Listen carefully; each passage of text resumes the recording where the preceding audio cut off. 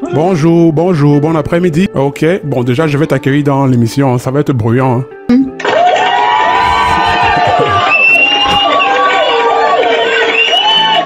Ok. Donc moi, c'est Fatima Benomar, j'ai 39 ans, je suis militante féministe et je suis née au Maroc et je suis arrivée en France à l'âge de 17 ans, donc en 2001, et depuis je vis en France. Ok. Est-ce qu'il y a eu une expérience personnelle ou bien une histoire qui t'est arrivée et qui t'a marqué au point où tu penses que c'est le moment de la partager avec tout le monde? C'est une anecdote pour laquelle j'ai une certaine tendresse parce que c'est lié à mon lien avec ma mère. Okay. Ma mère, c'est quelqu'un qui n'est pas très expressif. Même d'ailleurs, quand j'étais petite, j'étais sûre que j'étais adoptée ou quoi parce que je comprenais pas pourquoi elle n'exprimait pas de manière plus évidente son affection, son amour, alors que c'est juste tout simplement son caractère. Okay. Et donc, j'ai un peu grandi comme ça. Et puis, quand j'étais au lycée, je pense que je devais avoir 15 ou 16 ans.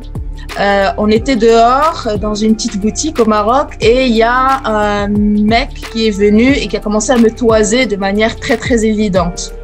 Et là, j'ai vu ma mère pour la première fois de ma vie sortir de ses gonds et lui hurler « Pourquoi vous regardez ma fille comme ça ?» Et moi déjà, déjà c'était l'une de mes premières expériences de harcèlement de rue, donc déjà ça a été une émotion à part. Et puis de voir ma mère, c'est comme si c'était la première fois que je voyais un chat parler, quoi. Genre, je me disais, waouh, elle peut vraiment exprimer des choses fortes. Et en plus, c'était pour ma protection. C'était quelque chose qui montrait son intérêt et sa volonté qu'il ne m'arrive pas quelque chose de mal. Et c'était dans un contexte justement de ce secret de polichinelle qu'est le harcèlement de rue. C'est-à-dire que depuis quelques années, on en parle. Mais moi, j'ai grandi vraiment dans l'idée que il y avait quelque chose, on aurait dit que ça n'arrivait qu'à moi. Je me dis, mais pourquoi ça m'arrive tout le temps? Pourquoi des hommes m'arrêtent ou m'embêtent dans l'espace public? Et c'est un non-événement. C'est quelque chose qu'on apprend, nous les filles, puis les femmes, à gérer avec nos propres armes, ce qui va vraiment nous faire vivre des brutalités incroyables, mais où on n'a pas un espace dans la société pour en parler. Et donc voilà, de voir cette mise en évidence de cette problématique est quelque chose qui a créé un lien un peu plus,